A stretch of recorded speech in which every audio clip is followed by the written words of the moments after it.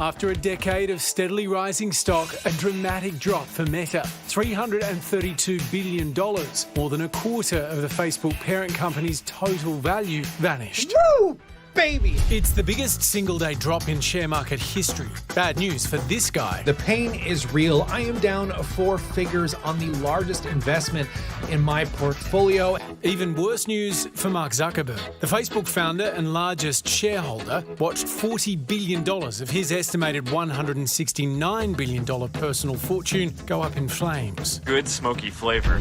So what's gone wrong? Well, everything. Partly driven by TikTok's emergence as a serious competitor, Facebook's seen its first ever decline in daily active users, from a whopping 1.93 billion to a still whopping 1.929 billion. Facebook has been adding users consistently since it started in 2004, but they seem to have hit a wall. Meanwhile, Apple's beefed up privacy settings have hit Meta's core business. With one swipe of the iPhone, you can stop Facebook mining your personal info to sell hyper-targeted ads. That's taking the legs out from under the potential revenue that Facebook gets. And that's what this is all about. It's about Facebook possibly reaching a peak and the revenues potentially declining from this point. Apple's move has already cost Meta an estimated $14 billion, and a large chunk of the money they are still making is being funneled into the metaverse. Zuck's big bet on virtual reality. That's giving investors the heebie-jeebies too. Look, I think the gamble, Mark Zuckerberg, and the idea of betting the company on this idea of the metaverse, it's a hell of a bet, and you have to say that so far it's not working out very well. We're changing the name to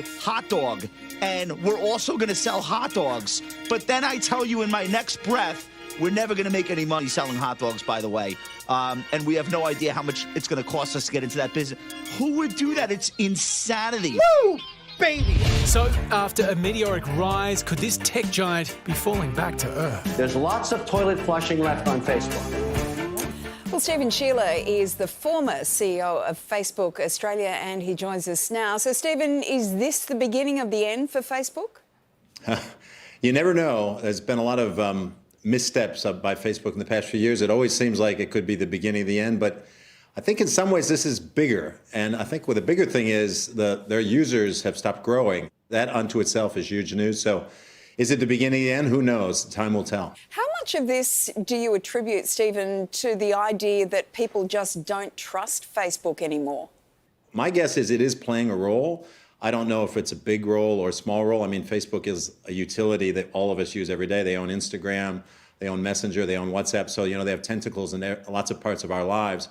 But I think over time now, I think the trust is becoming an issue. And I notice particularly in younger people that they're much more aware of how their data is used and more aware of this issue of trust than people of my generation. So I think it is coming, and it's coming from younger generations. How much does Facebook rely on targeted advertising to survive?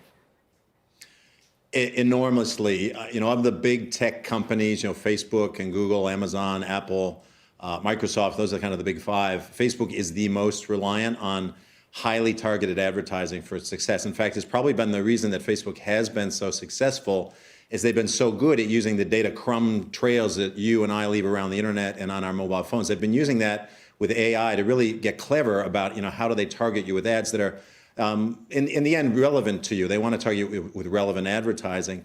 Now, with Apple's change, they've made, and many of you will notice, if you have an Apple device, you get asked whether you want an app to track you or not. Well, many people are saying no, and that means that Facebook can't collect the kind of data that they used to be able to target you with ads. So it is a big issue for them. Mark Zuckerberg seems to now be betting everything on something called the metaverse. For those of us that are a little uneducated, what is that? The bigger idea is that eventually mobile phones, as we know them, with a touch screen, that they're going to go away. There'll be some new computing platform that takes over. For those of us old enough to remember, I mean, there was a day when the smartphone didn't exist, when we all were on desktops all the time, and then laptops came along, and then the smartphone came along where you could touch the screen. Well, the idea is that eventually that's going to go away. Some sort of technology is going to replace that. And Mark's idea is that that's going to be replaced by some form of virtual reality, augmented reality, mixed reality, where it'll be a very different experience than the two-dimensional screen that we're on today. It'll be much more three-dimensional and immersive, and that's what he calls the metaverse. And what Facebook's trying to figure out is, well, how do we get away from this old world of the smartphone that's largely controlled by Google and Apple, who are competitors of Facebook? And Facebook wants to go to a world where there's a metaverse where Facebook can control that platform and it can try to make money there. So that's the big bet that they're trying to make in the next few years. I think you explained it for us, Stephen. Thanks so much. My pleasure.